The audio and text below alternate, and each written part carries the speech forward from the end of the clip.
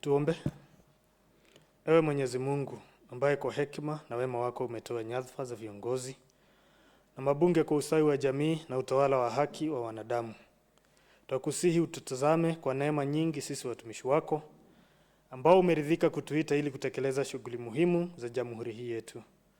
Twakuomba ututeremshie baraka zako sisi tuliokutanika hapa, na utujalie kuyatenda na kufikiria mambo yote yatakayofikishwa mbele yetu kwa njia ya haki na uaminifu, ili utukufu na sifa zako ziendelezwe, na ili kustawisha amani, ufanisi na heri ya nchi hii yetu, na wale ambao haja zao umezikabidhi mikononi mwetu. Amin.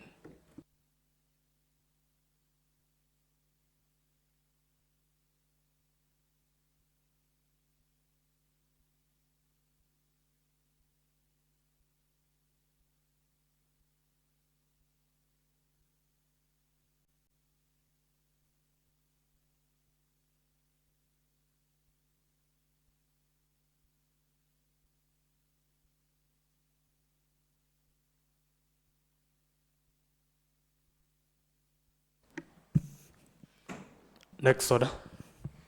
Order number 1, administration of oath. Next order. Order number 2, communication from the chair. Next order. Order number 3, messages. Next order. Order number 4, petitions. Next order. Order number 5, papers. There is a paper to be laid by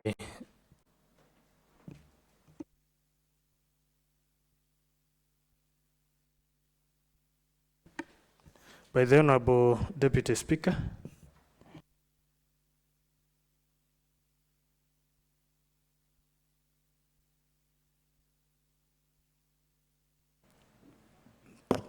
Thank you so much, Honorable Speaker. On behalf of the Chair, JLAC, I beg to lay the paper.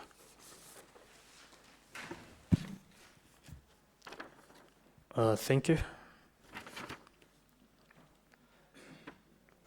Next order. Order number 6, notices of motion. Next order. Order number 7, statements. There are no statements. Next order. Order number 8, motion. There is a motion by the Honorable Deputy Speaker.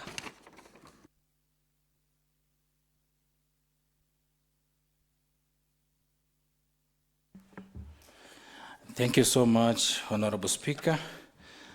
I propose that the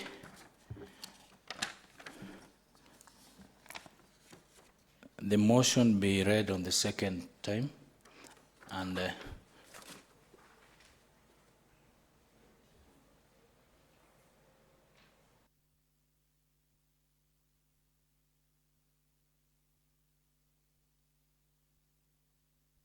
thank you, Honorable Speaker. I beg to move that the Nakuru County Access to Information Bill number 1 of 2025 be now read a second time. Honorable Speaker, on behalf of the JLA Committee, I want to say that I want to express my gratitude to your office first and foremost for rendering the committee all the support that they needed during the process of coming up with this bill. And also I want to thank members for their inputs that they gave to this bill.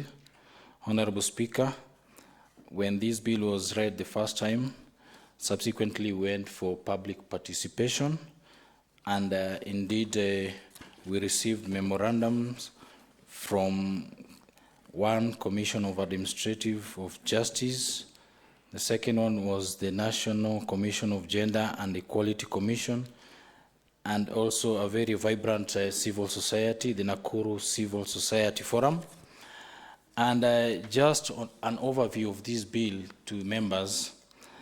This bill tends to give power to the Article 35 of the Constitution, which says it is a basic right for each and every citizen to access information that is there with the government. And just a brief background why this bill.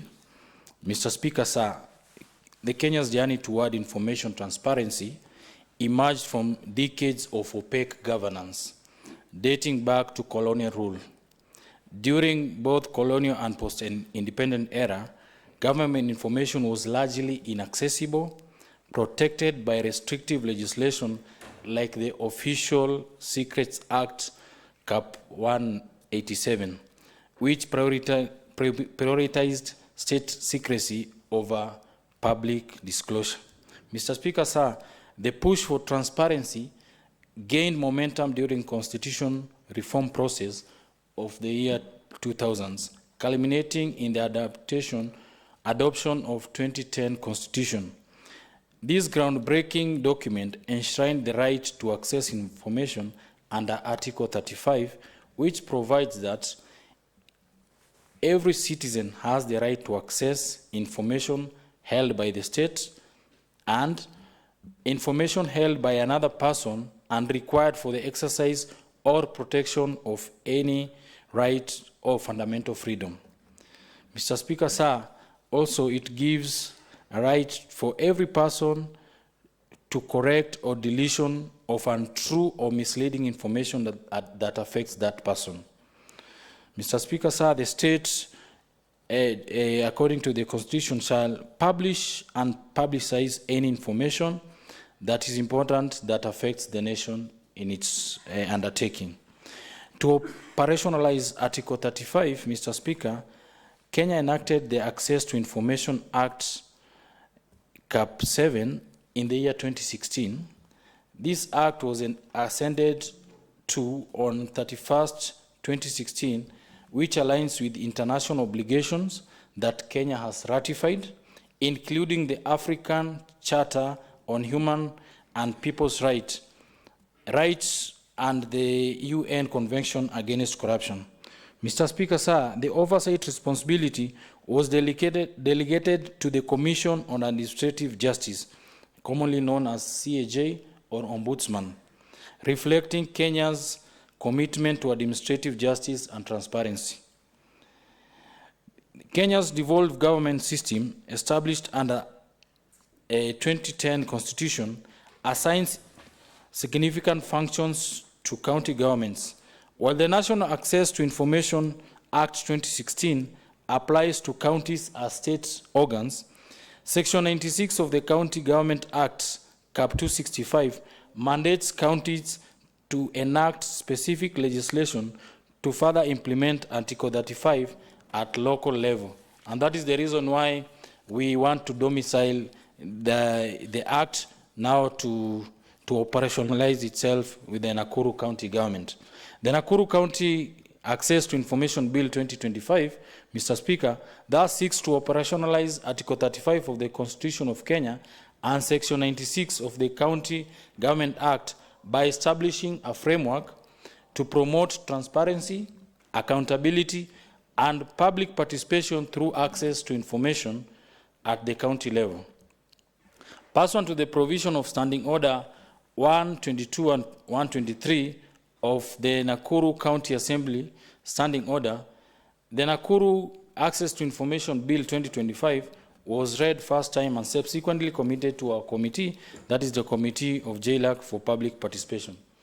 Further, pursuant to Article 196B of the Constitution of Kenya 2010, the committee conducted public participation on 13th June 2025 at the Nakuru County Assembly Auditorium.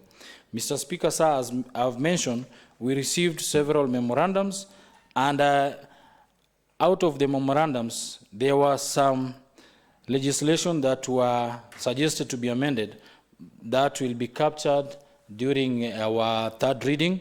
But for the interest of these, one of the key things that was mentioned to us was to,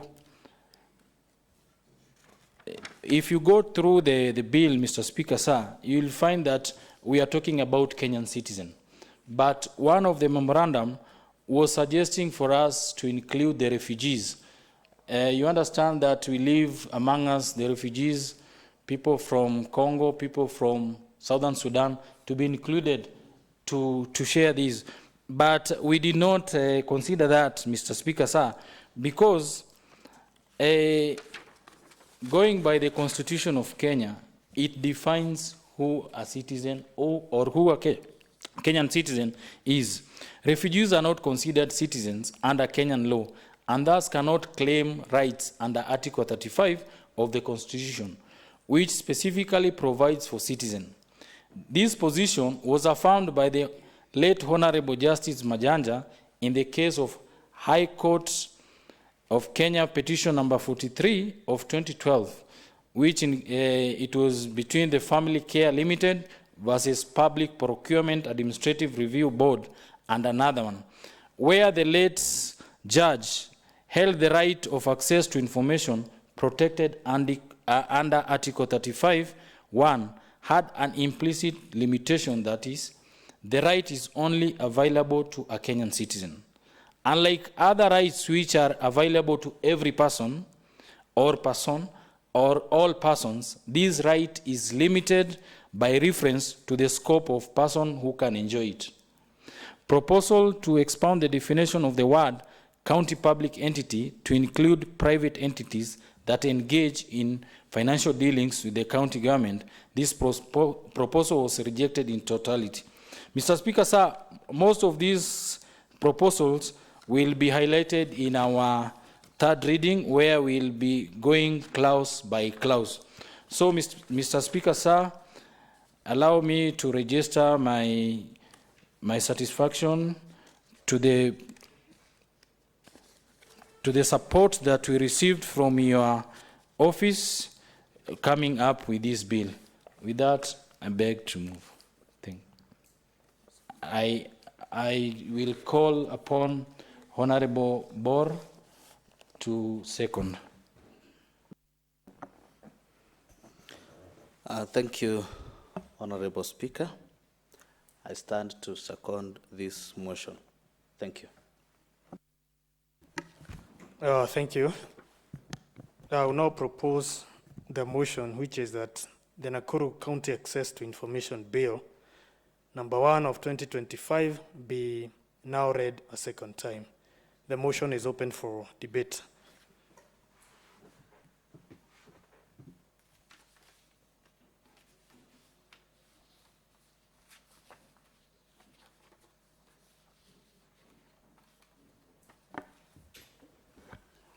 The Honourable Member for Shabab.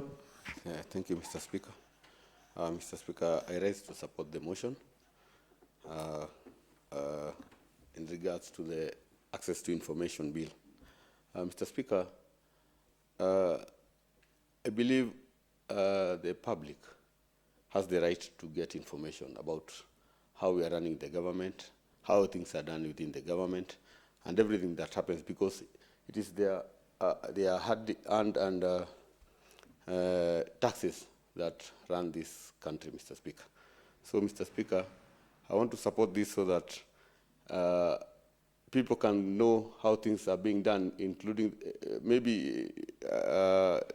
including the procurement processes and any other process that pertains to running the government. Currently, Mr. Speaker, because of not having information, there is a petition that was brought to this House in regards to the budget process in my ward, Mr. Speaker. Apparently, the people who wrote that petition and brought it to this House, yes, they had the information that we were doing public participation, but they did not come to attend that public participation. So whatever information that we had there, we gave out to the people who attended the public participation. They got that information from someone else. So without even asking more about this issue, they ran to come up with a petition to request that we did not do a clear validation process. Yet the budget chair was a person who was in Shabab at that time, Mr. Speaker. So, Mr. Speaker, I'd like to support this motion so that we can be able, they can be able even to get that information from either maybe online. If they could have maybe got online, they could have got all this information and maybe they will not have written a petition regarding the public participation that we did in our ward. So, Mr. Speaker, I rise to support this bill. Thank you, Mr. Speaker. Thank you. The Honorable Leader of Majority Party.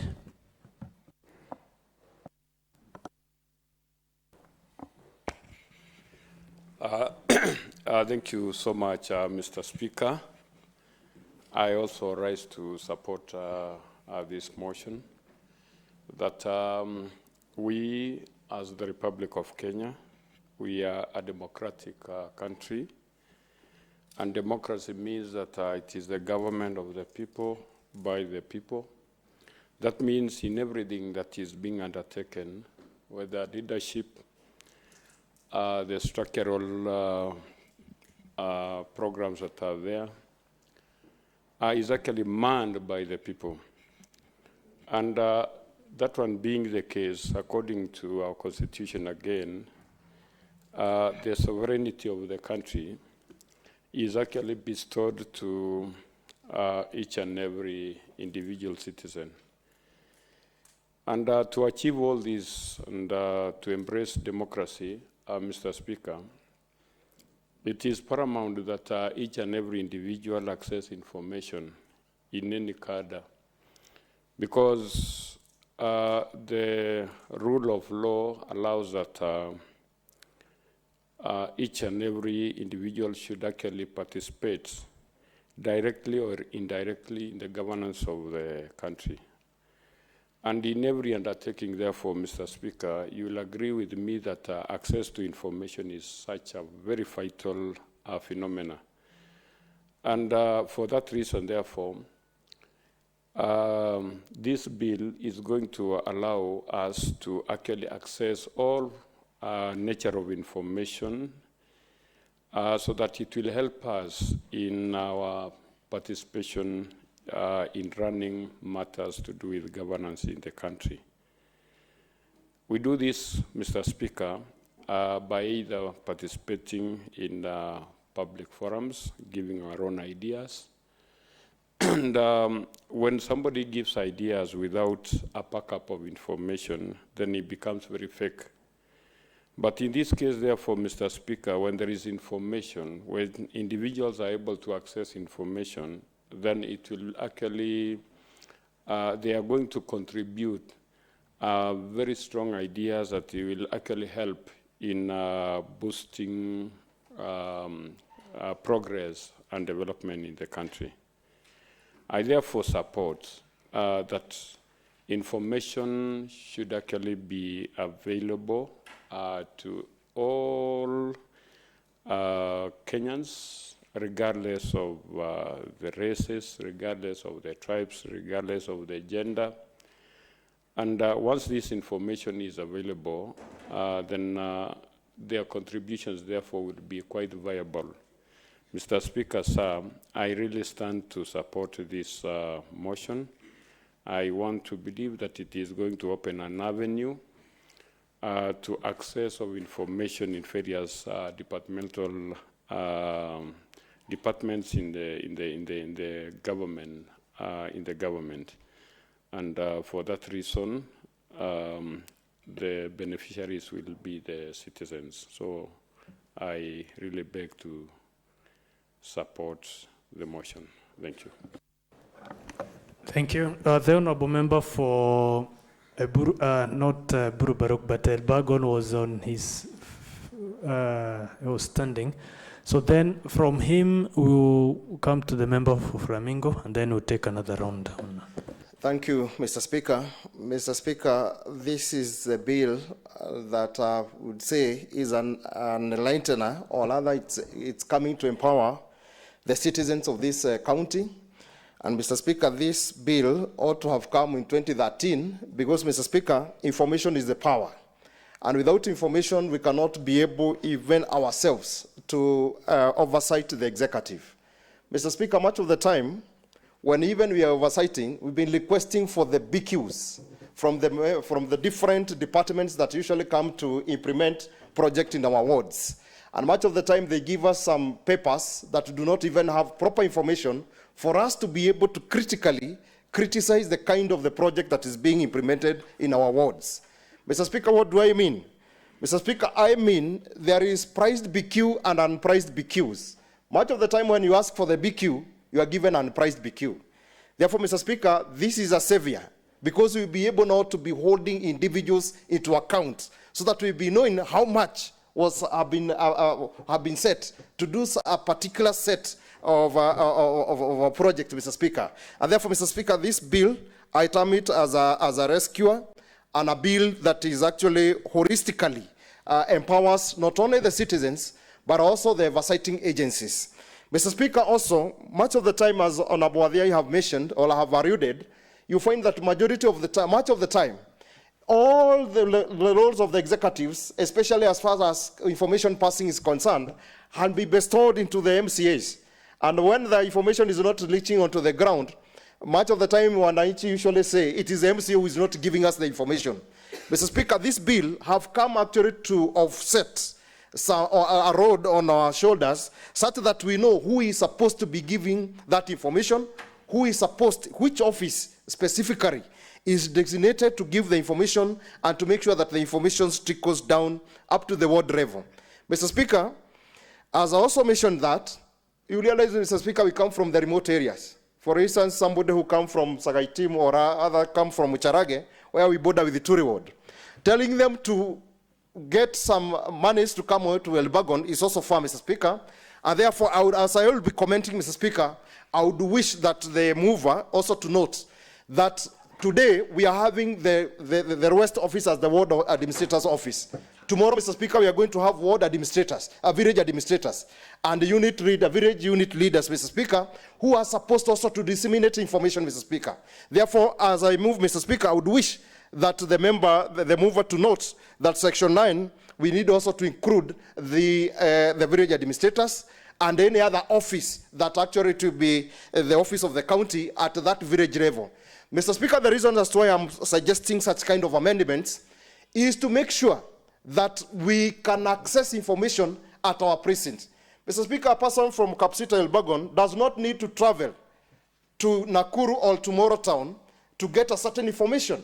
Whereas we have constructed an office of a village administrator, he is supposed just to walk into that office, make application, then wait for the information, then they will be communicated back onto them. Therefore, Mr. Speaker, it is critical and it is essential, Mr. Speaker. If you look at the national government, the way they behave, Mr. Speaker, information trickles down into the office of the assistant chief.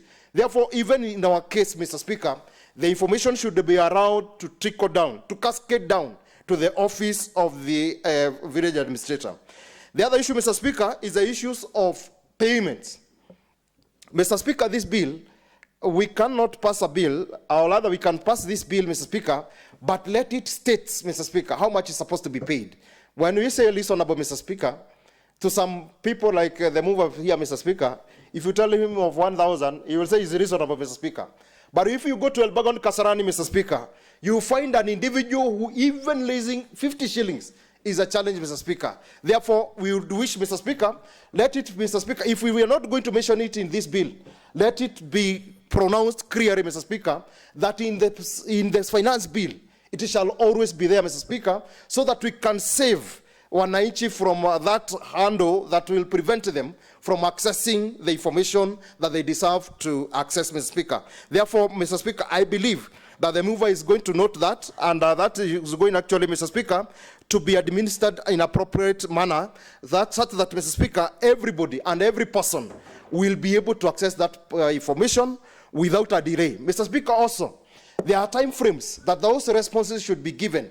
Because if you tell them to give the information in writing, and then you tell the executive to give the information, they are actually at their own purview to decide whether they are going to respond back after 1 year or after 10 years, Mr. Speaker. Therefore, Mr. Speaker, it is good. When we are coming up with the bill, this bill, Mr. Speaker, let us also create time frames when information shall be provided back to the persons who is seeking, or rather to the data harvester, so that that person, whatever claims or whatever satisfaction that they wanted, Mr. Speaker, can reach them on time so that they can also be making decisions as citizens, Mr. Speaker. Mr. Speaker, I believe that this bill also, Mr. Speaker, is going to make sure that even documents, I have seen, Mr. Speaker, they are saying there are different channels, Mr. Speaker, but, Mr. Speaker, Kenyans believe in hard copies, Mr. Speaker. Therefore, some of the documents, including some of the acts that we are going to pass in this House, Mr. Speaker, including this bill, Mr. Speaker, should be found at the office of the village administrator, so that any citizen, Mr. Speaker, who would wish to know what are their laws, or the laws that has been passed by their house, which is their house of honor, Mr. Speaker, they can be able to access them there, Mr. Speaker. Therefore, Mr. Speaker, it's a humble request that whatever documents that are there, let them be found at the lowest village in this county, so that, Mr. Speaker, everybody will be able to say at least they are happy and they can be able to enjoy. Mr. Speaker, also on the effective dates, Mr. Speaker, we've been passing laws here. Personally, I passed 2 bills here, which are now the acts of the county, by the fact that it passed all the procedures, Mr. Speaker, but it have never been published, Mr. Speaker. And, Mr. Speaker, we've been told to wait until when the publication will be done. Mr. Speaker, we want this bill to have an effective date, and in that effective date, Mr. Speaker, let it be told, Mr. Speaker, what is supposed to be done and when, immediately after it has been ascended by the governor. Let it be known and let it be inscribed there, Mr. Speaker, so that we see what we can be able to do. Mr. Speaker, finally, on the penal effect, because, Mr. Speaker, when you pass a law that does not say, or rather the law that have lenient penalties to individuals who do not wish to give such information, Mr. Speaker, it will be actually work in vain, or rather, Mr. Speaker, will be actually be, washing the pig, Mr. Speaker, that will actually end up actually making us to feel annoyed. Mr. Speaker, I would wish to request that a penal effect, or rather penalties, for failure to provide information to be such painful, so that, Mr. Speaker, you can balance the pressure-pain principle, Mr. Speaker. Mr. Speaker, to some of the individuals, it is they provide, or rather they feel good when they deny the members of the public some information. Therefore, Mr. Speaker, any officer who shall go contrary to this act, Mr. Speaker, ought to be given the proper penalty, so that this information, or rather this bill, can be effective and it can be able to operate properly. Therefore, Mr. Speaker, I would wish to move, and Mr. Speaker, to request the mover to consider those issues that I have raised, so that this bill can see the light of the day, and so that going forward, Mr. Speaker, we can be able to hold public officers of this county into account, so that, Mr. Speaker, we can feel that we are the best county. Mr. Speaker, I'm also proud that with the report of EACC that was produced, Mr. Speaker, which can be part of this information, Mr. Speaker, we are proud because we are not on the list of the worst counties. In fact, Mr. Speaker, we are among the best. Therefore, Mr. Speaker, I would have asked what criteria did they use, and also what criteria and what the county is doing to making sure that we are not a corrupt county, Mr. Speaker. Therefore, Mr. Speaker, I beg to support and to request the chair to take cognizance of those amendments that I have moved, so that, Mr. Speaker, going forward, I be satisfied as a citizen from this county that I'm guarded and I can get any information that I want. I beg to support. Thank you. The Honourable Member for Flamingo. Thank you, Mr. Speaker, for this opportunity. First, let me commend the Committee on Legal and Justice Affairs for the job well done. Mr. Speaker, I'm one of the members of that committee, and Mr. Speaker, I raise here to support that motion, because when, Mr. Speaker, when we are doing public participation at auditorium here, Mr. Speaker, we listened to the member of public, and we listened very keenly what they were saying. And Mr. Speaker, they were demanding to get that information from the offices of the government. And Mr. Speaker, they were complaining that they are stakeholders of this government, and they have the right to access any information that they need, because as a stakeholder, when you deny them that information, you diminish those people, Mr. Speaker. And now, Mr. Speaker, I'm here to support that motion so that every member of this county of Nakuru can go to any office of the government and get the information that they want, so that, Mr. Speaker, they can be able to either to move forward with their activities freely, knowing that they are part of this government. Therefore, Mr. Speaker, I raise here to support. Thank you, Mr. Speaker. Thank you. So the Honourable Member for Menengai West, then the Honourable Member for Malewa, and then the mover will reply. Thank you, Mr. Speaker, for giving me this opportunity to support the motion of this bill that has been brought by our DS. Mr. Speaker, I just want to briefly support that this bill will bring transparency, especially to our government of, especially in Nakuru County government, and to the people of this Nakuru County. Mr. Speaker, about this transparency, it has happened that in most cases when we advertise our jobs, especially by Public Service Board, we usually being given light when the advertisement is being given, when it is shortlisted, we are being told, but when someone is being given an appointment letter, we are not shown. It is hidden. We don't know who is being employed. And in most cases, Mr. Speaker, we usually come across many challenges, especially in our rural areas where applicants come from. They usually ask us, who are these people who got these positions, especially in this county?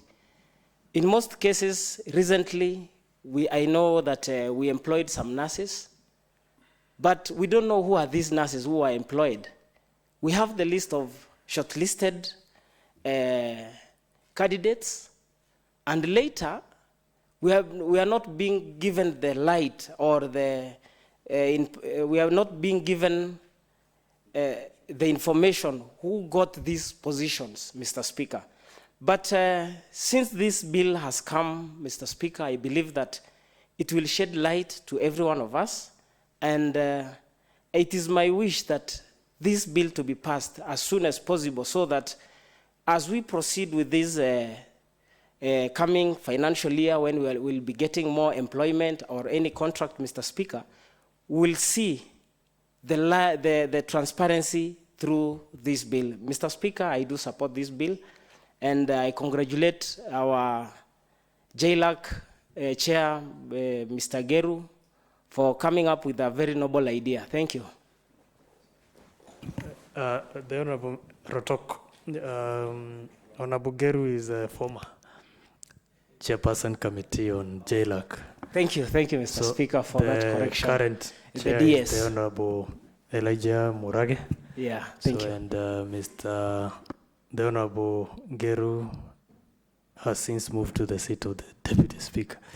The Honourable Member for Malewa. Thank you, Honourable Speaker. First of all, I would like to say good job to the JRAC committee.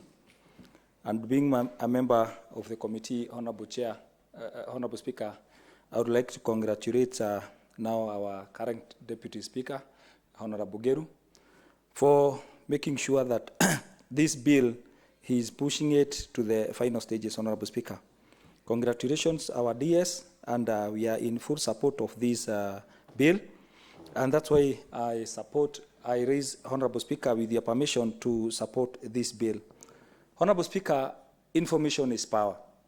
And without information, Honourable Speaker, we will be blind, or you will not see where you are going. With the passage of this, Honourable Speaker, bill, having information in terms of decision making, it will guide and lead all stakeholders on any decision making, on any decision that they want to make, as because they have acquired a retro knowledge, or by those who are moving the agenda, or who are moving the agenda of the day, Honourable Speaker. With this information, it will be able also to help solve the problems that may arise, because sometimes people may do things without having that knowledge, Honorable Speaker. But with this bill, it will make that whatever you are doing, you have or you are able to access or you are being informed of maybe either solving the problems or in anything that is not understandable, Honorable Speaker. So the bill will make now the public to understand what is happening, Honorable Speaker. I raised to support this bill. Of late, Honorable Speaker, during the demonstrations, during the Sabasaba time, Honorable Speaker, I remember in the midst of the day, there was a time where all the communication team were shut down for some few minutes or some few hours, Honorable Speaker. And there are people who even moved to court to, they move on they went to court to seek clarification why or what happened or what triggers such that the people are left in a dark mode system where they don't know what is happening, Honorable Speaker. But with this bill, everyone will be able to acquire information. I want to second what or to support what Honorable Jogona have just said. Being I'm the chair roads, Honorable Speaker, the departments of public works, where you find we are liable on something to do with BQs, Honorable Speaker. Sometimes you find we don't have, the contractor is coming on the ground without having the BQ, Honorable Speaker.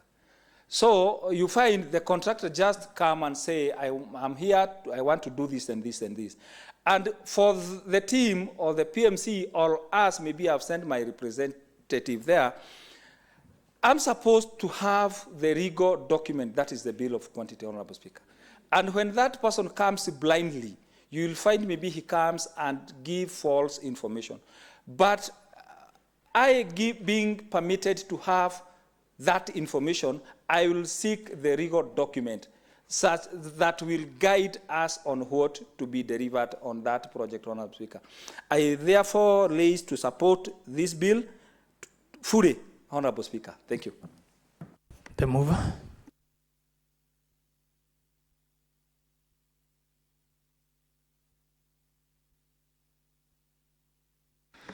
Thank you so much, Honorable Speaker. I want to take this opportunity to thank each one of the members that have contributed. And indeed, Mr. Speaker, sir, from the members' contribution, Mr. Speaker, this bill qualifies to be one of the tools to enhance oversight.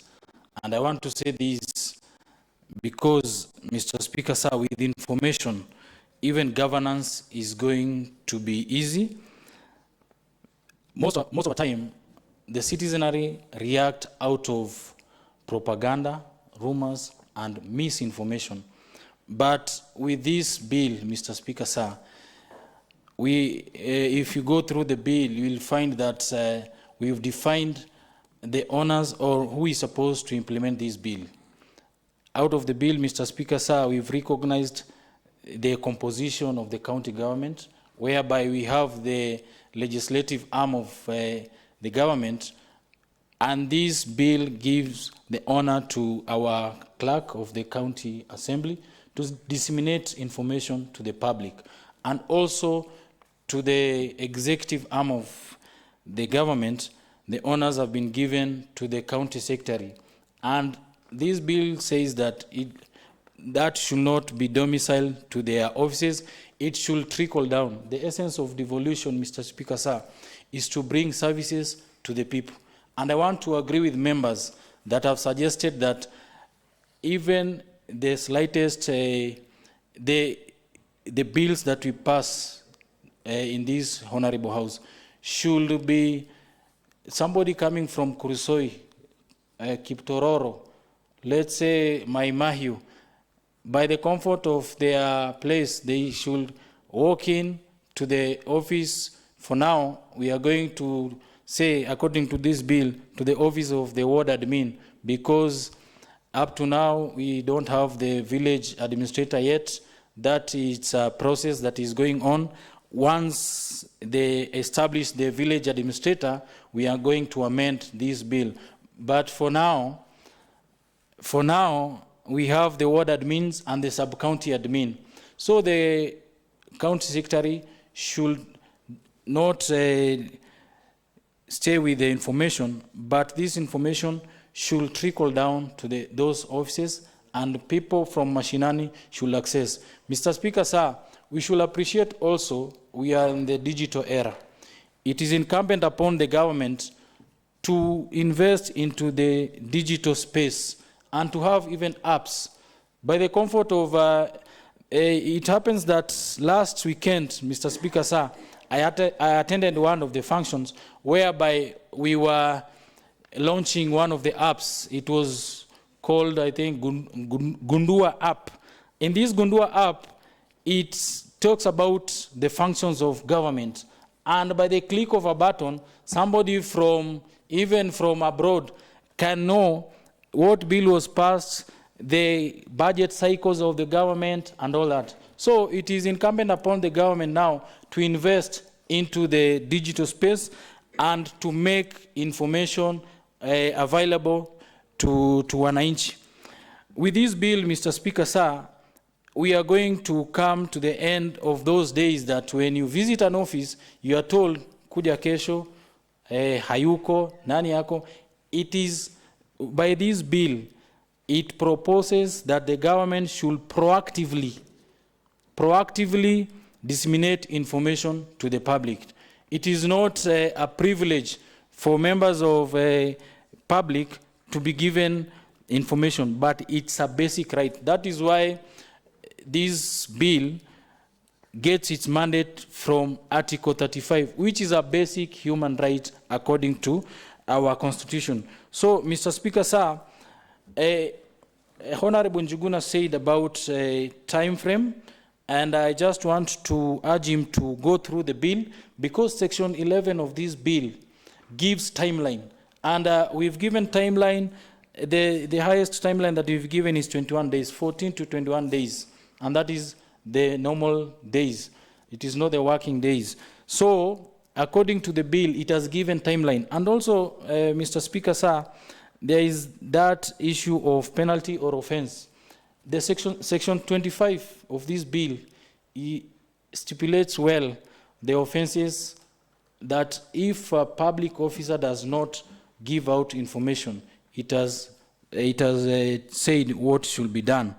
So, Mr. Speaker, sir, I want to say that Honorable Stock, you've said about transparency, and that's why I'm saying, according to this bill, we are supposed to proactively give out information, and also to say to members of this Honorable House, this bill is going to help you in a way that one of your mandate is to do oversight.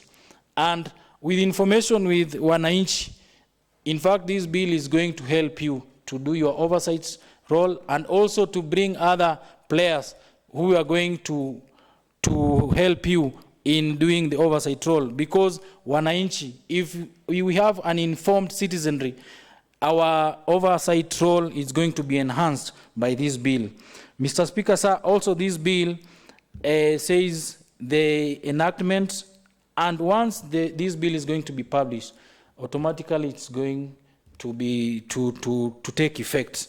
So, Mr. Speaker, sir, with those overviews, I want to thank each one of the members that have contributed, and also to those civil society that brought their memorandum. And I am saying that most of the issues that they brought out will be highlighted in our third reading, where we are going to do some amendments. Thank you, Mr. Speaker, as I move this. Thank you. Point of information, Mr. Speaker. What is the information? Thank you, Mr. Speaker. Mr. Speaker, I'm aware of the Clause 11, Mr. Speaker. And in terms of interpretation of the said, Mr. Speaker,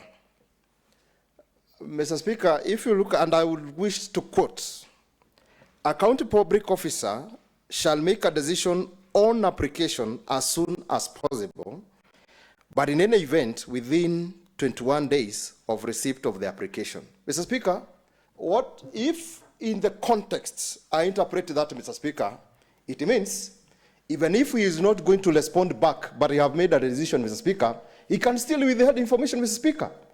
Mr. Speaker, that's why I wanted to eliminate that ambiguity and to simplify it, Mr. Speaker, so that it can give an order, Mr. Speaker. But this one, Mr. Speaker, but if you look at the subsequent clause, that is clause 2, there is a way that you have fraud very well, Mr. Speaker, and it stipulates that he must give within 48 hours, Mr. Speaker.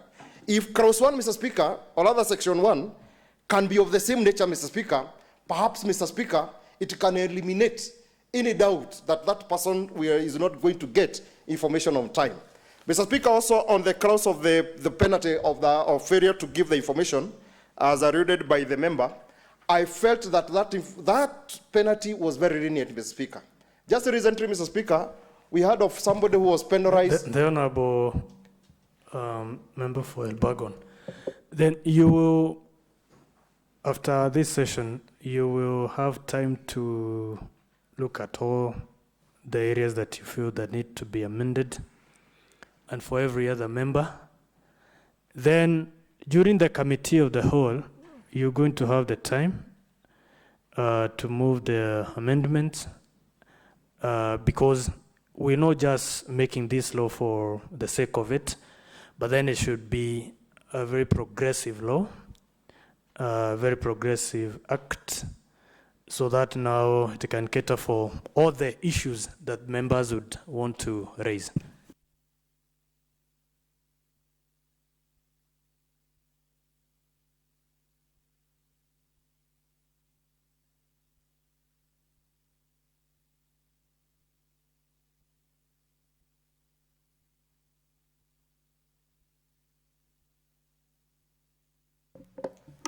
So, honorable members, I want to invite you, if you have any clause that you would want amended during the committee of the whole, immediately after this session, you will see the mover and the chair, JLAC, in conjunction with in collaboration with the Office of the Legal Counsel, so that now you can be able to prepare the amendments for the afternoon session, or when now the committee of the whole will sit. So for now, I want to move, I now want to put it to question about whether the bill should be read a second time or not. So I now proceed to put it to question that the Nakuru County Access to Information Bill number 1 of 2025 be now read a second time. As many who are of that opinion say aye. As many who are of contrary opinion say nay. The ayes have it. Next order. The Nakuru County Access to Information Bill 2025, a bill for an act of County Assembly of Nakuru to give effect to Article 35 of the Constitution and Section 96 of the County Government Acts by providing for the facilitation of the right to access to information and its implementation within and in the context of the Nakuru County and for connected purposes. Second reading. Thank you. Next order. Mr. Speaker, sir, those are the orders of the morning sitting.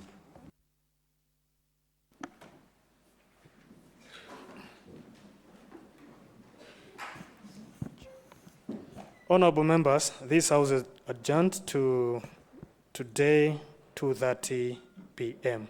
Thank you.